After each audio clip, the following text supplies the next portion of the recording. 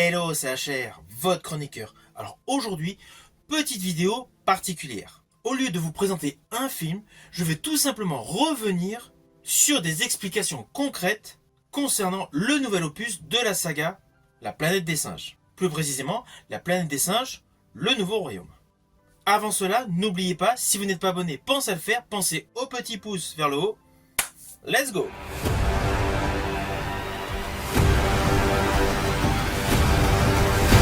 Alors dernièrement, avant la sortie du nouvel opus de la saga La planète des singes, j'ai fait plusieurs vidéos pour vous présenter la rétrospective complète de la saga La planète des singes. J'avais effectué une première partie traitant des films La planète des singes de 1968 jusqu'à 1974. Nous avons continué le chemin avec une deuxième vidéo où je vous ai présenté la suite de la saga de 2001 jusqu'à maintenant. Bien évidemment, à la sortie du film La planète des singes, le nouveau royaume, j'ai également fait une vidéo. Mais là, cette vidéo, c'est davantage pour vous donner des explications sur le personnage de Noah. Car certes, il y a eu de nombreux opus sur la saga La planète des singes, même si dans le dernier film, il y a énormément d'éléments de référence au film de Franklin J. Schaffner de 68 avec Charlton Heston, ce film, La planète des singes, le nouveau royaume, fait suite à la dernière trilogie cinématographique. Trilogie qui a débuté avec l'opus La planète des singes, les origines. Film réalisé par Rupert Wyatt, film qui principalement nous explique comment les singes sont devenus intelligents. Savoir qu'ils ont acquis essentiellement grâce au scientifique Will Rodman interprété par James Franco. Le personnage de ce dernier, justement, recherche un remède contre la maladie d'Alzheimer. Maladie dont souffre son père. Le sérum créé est inoculé dans des cobayes qui sont des singes. Il y a plusieurs péripéties au sein de ce laboratoire.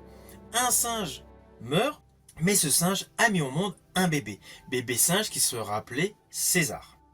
Celui-ci assez rapidement va démontrer une intelligence particulière. De ce fait, le sérum l'AZ112 est inoculé à plusieurs singes qui se retrouvent dans un zoo. Les singes ont l'intellect qui se développe énormément, cependant pour les humains, ce sérum n'a aucun effet. De fil en aiguille, un nouveau sérum est créé à partir de l'AZ112. Celui-ci s'appelle l'AZ113, mais malheureusement celui-ci provoque la fameuse fièvre simienne. Fièvre simienne totalement dévastatrice pour l'espèce humaine. Et justement, le générique de fin de ce premier opus de cette nouvelle trilogie nous démontre que par le biais du pilote infecté, la population petit à petit est totalement infectée. Et c'est là que prend place le deuxième opus de cette trilogie. Ce film n'est autre que La planète des singes, l'affrontement réalisé par Matt Reeves. Alors l'histoire de celui-ci se déroule 10 ans après les précédents événements. On va pas se mentir, le monde a évolué tragiquement et l'espèce humaine n'est plus dominatrice. Elle occupe une partie du monde et grosso modo la communauté des singes, avec pour leader César, occupe une seconde partie. Et justement dans cette communauté dirigée par César, il y a le développement d'une société de singes. Alors l'idée de base de ce film est qu'un groupe d'hommes veulent remettre en fonction un barrage hydroélectrique afin d'alimenter en électricité une ville où vivent tranquillement les êtres humains. Car les humains sans électricité vivotent. Ils espèrent retrouver un semblant de vie à la normale. Bien évidemment, au sein de la communauté des singes, il y a un singe rebelle, retors, qui discute le pouvoir de César. Ce singe n'est autre que Koba.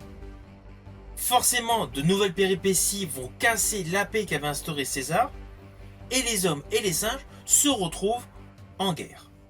C'est vraiment les prémices d'une guerre dévastatrice qui est le thème principal du troisième opus de cette trilogie, toujours réalisé par Matt Reeves, La planète des singes, Suprématie. Et justement au cœur de cette guerre, nous retrouvons un colonel extrêmement cruel. Colonel interprété par Woody Harrelson. Son personnage n'a de cesse de vouloir capturer César. Et d'ailleurs c'est à cause de ce colonel que César perd sa femme et un de ses fils. Cela implique inéluctablement une ultime confrontation homme-singe, confrontation qui annihile complètement l'espèce humaine. Et c'est là que ce nouvel opus, La planète des singes, le nouveau royaume, prend place. Car certes, même si cet opus se déroule plusieurs années, plusieurs décennies après donc La planète des singes, Suprématie, il y a un total lien avec le début de ce film qui nous présente les obsèques du leader des singes, César. Comme nous sommes plusieurs centaines d'années plus tard, la majorité des singes ont totalement oublié qu'avant la planète était dirigée par les hommes. Et c'est là que nous découvrons Noah et le clan des aigles. Alors il y a quelques stigmates de l'ère César qui subsistent à ce monde post-apocalyptique. Ces stigmates sont essentiellement le dessin de la fenêtre qu'avait César dans sa chambre. Vous allez retrouver ce dessin sous forme de pendentif autour de quelques singes dans le film. Vous allez également retrouver ce dessin sur la coque d'un bateau rouillé, à la manière de peinture rupestre. Vous allez retrouver à de nombreuses reprises la représentation de ce dessin de fenêtre qu'avait César, dessin qui est devenu un véritable symbole pour toutes les générations qui ont succédé à César. Mais malheureusement, avec des modifications historiques apportées essentiellement par le singe Proximus César. Alors pourquoi me direz-vous? Tout simplement parce que le singe Proximus César a mis à sa sauce, à sa convenance, tous les préceptes bienveillants de jadis le leader des singes, César. À cela s'ajoute un personnage qui va rajouter une profondeur et du suspense à l'histoire, c'est le personnage de Nova, une humaine qui a le don de la parole.